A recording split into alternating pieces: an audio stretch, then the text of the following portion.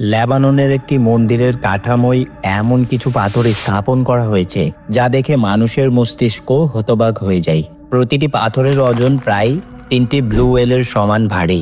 অবিশ্বাস্যভাবে এই পাথরগুলোকে অত্যন্ত দক্ষতার সঙ্গে এক টুকরোতে শুধু কাটা হয়নি, বরং 1.5 কিলোমিটার দূর থেকে পরিবহনও করা হয়েছে, সেটাও হাজার হাজার বছর আগে।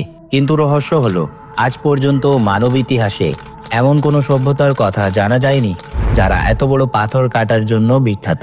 তাহলে কি ইতিহাসে এমন কোনো সভ্যতা ছিল যাদের সেই জ্ঞান ছিল যা আজ আমাদের কাছে নেই? এই পাথরগুলো তদন্তের জন্য জার্মান প্রত্নতাত্ত্বিকদের একটি দল সেই পাথরের খননে কাজ শুরু করেছে। যেখান থেকে এই পাথরগুলো আনা হয়েছিল সেখানে আজও একটি অসমাপ্ত পাথর রয়েছে যার ওজন প্রায় 1200 টন বলে জানা যায়, অর্থাৎ প্রায় 4টি বোয়িং 747 বিমানের সমান। সেখানে খনন করার পর প্রত্নতাত্ত্বিকরা মাটির নিচে এমন কিছু প্রমাণ পেয়েছেন যা বিশ্বাস করা বেশ কঠিন। দর্শকবৃন্দ, লেবাননের বেকা ভ্যালির পূর্ব দিকে রয়েছে বালবেক নামে একটি শহর, যেখানে রোমান সাম্রাজ্যের কিছু ধ্বংসাবশেষ দেখতে মানুষ ভিড় করেন। তবে মজার বিষয় হলো, উপর থেকে দেখা এই ধ্বংসাবশেষ যুগের অন্তর্ভুক্ত ছিল, কিন্তু এর নিচে প্রত্নতত্ত্ববিদরা এমন কিছু প্রমাণ পেয়েছেন যেগুলোর সঙ্গে রোমান সাম্রাজ্যের কোনো সংযোগ নেই, অন্তত এখন পর্যন্ত। এখানে প্রাচীন রোমানদের নির্মিত একটি মন্দির রয়েছে যাকে টেম্পল অফ জুপিটার বলা হয়। এই মন্দিরটি আজও রোমান সাম্রাজ্যের স্থাপত্য এবং তাদের দক্ষতার এক অনন্য উদাহরণ। তবে এই মন্দিরের নির্মাণের নিচে অত্যন্ত বড় বড় পাথরের ভিত্তি পাওয়া গেছে। প্রথমে ধারণা করা হয়েছিল যে হয়তো এগুলো এক টুকরো নয়, বরং ছোট ছোট পাথর অত্যন্ত দক্ষতার সঙ্গে এমনভাবে জোড়া হয়েছে যে তা একটাই মনে হয়। কিন্তু বিভিন্ন পরীক্ষার পর এটি প্রমাণিত হয়েছে যে এটি আর কিছু নয়, বরং একটি বিশাল একক পাথর। এই পাথরগুলো, যেগুলো পরবর্তীতে ট্রিলিথিয়াম নামে পরিচিত হয়, সেগুলোকে 30 ফুট উপরে তুলে রাখা মানব ইতিহাসে সম্ভবত প্রথমবার করা হয়েছিল। এই পাথরগুলোর আকার এবং ওজন বোঝার জন্য বলা যায় প্রতিটি পাথরের ওজন 9 লাখ কেজি, অর্থাৎ বিশ্বের সবচেয়ে ভারী জাহাজ অন্তনভ A225 মিরিয়ার থেকেও 1.5 গুণ বেশি ভারী। এমনকি গিজার পিরামিডের নির্মাণে ব্যবহৃত সবচেয়ে বড় পাথরের তুলনায়ও 10 গুণ বড়। এত বিশাল আকারের সত্ত্বেও এই পাথরগুলোকে কোনো না কোনোভাবে খনি থেকে এখানে পরিবহন করা হয়, যা এখান থেকে প্রায় 1.5 কিলোমিটার দূরে ছিল, এবং পরে হেলিওপোলিস কমপ্লেক্সের ব্লকগুলোর উপর রাখা হয়। এর উপরে আরও ব্লক স্থাপন করে এটি নির্মাণ সম্পন্ন করা হয়। যেভাবে পাথরগুলোকে কাটা এবং একত্রিত করা হয়েছিল তা সত্যি অসাধারণ একটি কাজ, বিশেষ করে সেই যুগের জন্য যখন আধুনিক যন্ত্রপাতির ধারণাও করা সম্ভব ছিল না, কারণ পাথরগুলোর মাঝে কাগজের পুরুত্বের সমানও ফাঁক নেই।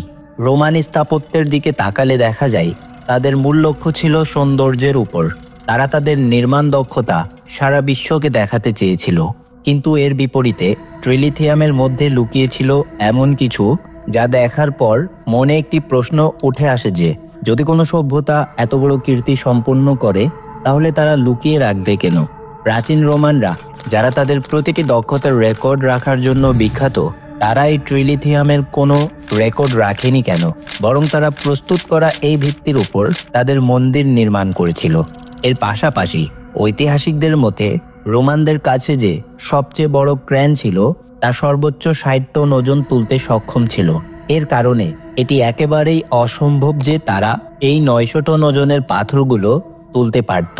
এছাড়াও রোমানরা যেসব পাথর ক্রেন দিয়ে তুলত সেগুলোর মধ্যে একটি নির্দিষ্ট ধরনের ছিদ্র করত, যাকে লুইস হোলস বলা হয়। কিন্তু এমন কোনো ছিদ্র ট্রিলিথিয়াম পাথরগুলোর মধ্যে দেখা যায়নি। এছাড়াও ট্রিলিথিয়াম পাথরগুলোকে কিভাবে তোলা হলো এবং এখানে নিয়ে আসা হলো তার কোনো রেকর্ডও পাওয়া যায়নি। তাহলে এত দক্ষতার সঙ্গে এই কাজ কে সম্পন্ন করলো? টেম্পল অফ জুপিটার এর প্রকৃতি ভিত্তি আসলে তৈরি করেছিল কে?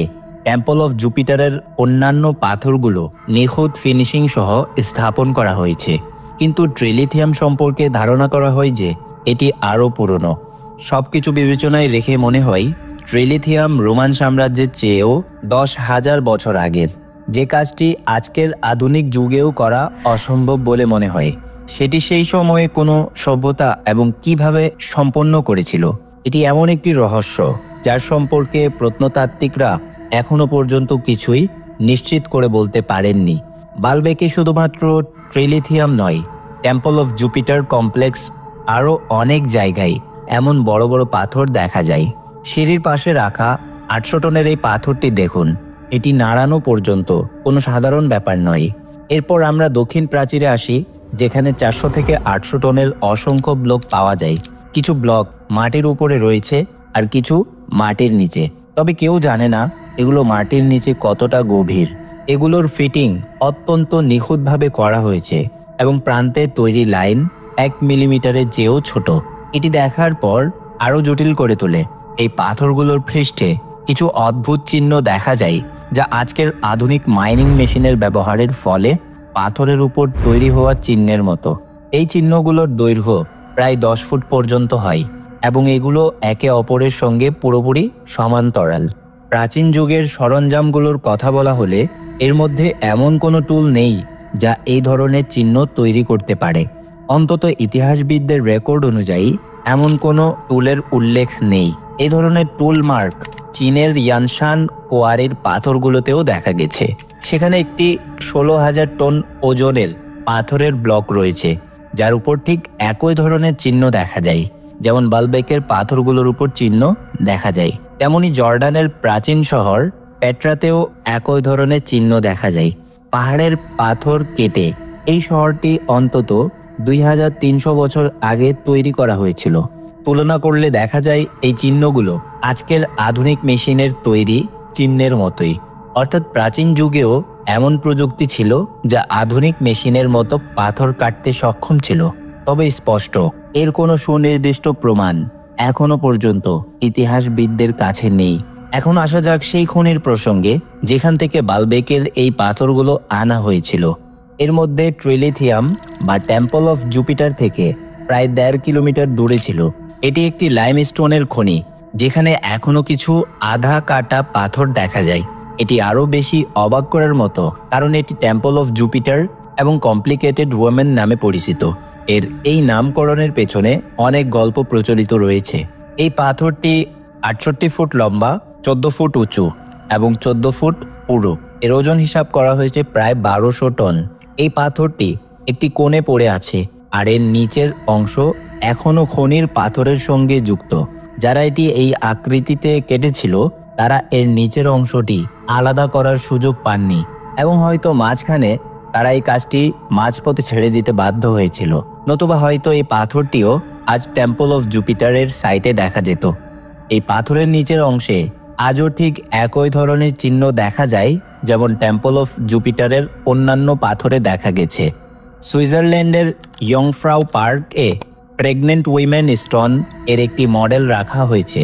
এর চারপাশে কিছু আধুনিক ক্রেনের মডেলও স্থাপন করা হয়েছে। দেখানোর উদ্দেশ্য ছিল এটি বোঝানো যে যদি প্রেগনেন্ট উইমেন স্টোন আজকের যুগেও তুলতে হয় তবে প্রায় 20টি ক্রেন মিলে এটি তুলতে সক্ষম হতে পারে। তবে তা তখনই সম্ভব যখন পাথরের চারপাশে 50 থেকে 60 ফুট পর্যন্ত ক্রেন বসানোর জন্য পর্যাপ্ত জায়গা থাকা জরুরি। প্রেগনেন্ট উইমেন স্টোন প্রথমে অর্ধেক মাটির নিচে চাপা পড়েছিল, তবে 2014 সালে আর্কিওলজিস্টদের একটি দল এখানে খনন কাজ চালানোর পর জানা যায় যে মাটির নিচে থাকা অংশটিও খনির থেকে আলাদা, অর্থাৎ হাজার হাজার বছর ধরে এভাবে পড়ে থাকার কারণে মাটির স্তর এটি মাটির নিচে ঢেকে দিয়েছিল। বিজ্ঞানীদের মতে মাটির স্তরের কেবল 1 ইঞ্চি জমতে 80 থেকে 100 বছরের মতো সময় লাগে। প্রেগনেন্ট উইমেন স্টোনের পুরনো ছবিগুলোর দিকে তাকালে দেখা যায় এটি প্রায় 10 ফুট পর্যন্ত মাটির নিচে, অর্থাৎ 120 ইঞ্চি। সেক্ষেত্রে যদি 1 ইঞ্চি মাটি জমতে 80 বছর সময় লাগে তবে 120 ইঞ্চি জমতে প্রায় 9600 বছর সময় লেগেছে। প্রায় 10,000 বছর আগে যখন মানুষ স্টোন এজে ছিল তখন এত চ্যালেঞ্জিং কাজ করতে সক্ষম ছিল। 2014 সালে যখন এই পাথরের জন্য খনন কাজ চালানো হয় তখন আরেকটি বিস্ময়কর জিনিস সামনে আসে, আরেকটি লুকানো পাথর। এই পাথরটি প্রেগনেন্ট উইমেন স্টোনের ঠিক পাশে মাটির নিচে চাপা পড়েছিল। এক অনুমান অনুযায়ী এর ওজন 1650 টন। ফরগটেন স্টোন নামে পরিচিত এই পাথরটি কোনো খনি থেকে তোলা বিশ্বের সবচেয়ে বড় পাথরের ব্লক হিসেবে চিহ্নিত। তবে এটি কেবল ব্লকের কত গভীর এবং এর নিচে কি কি লুকিয়ে আছে তা সম্পর্কে বর্তমানে কিছুই বলা সম্ভব নয়।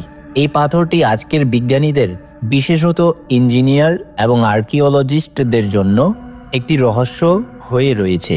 এর কারণ হলো যেসব পদ্ধতি ব্যবহার করে এই পাথরগুলোকে কাটা, ট্রান্সপোর্ট করা এবং একেবারে নিখুঁতভাবে স্থাপন করা হয়েছিল তা কোনো বিখ্যাত প্রাচীন সভ্যতার জন্য তো নয়, এমনকি আজকের আধুনিক বিল্ডারদের জন্য সম্ভব বলে মনে হয় না।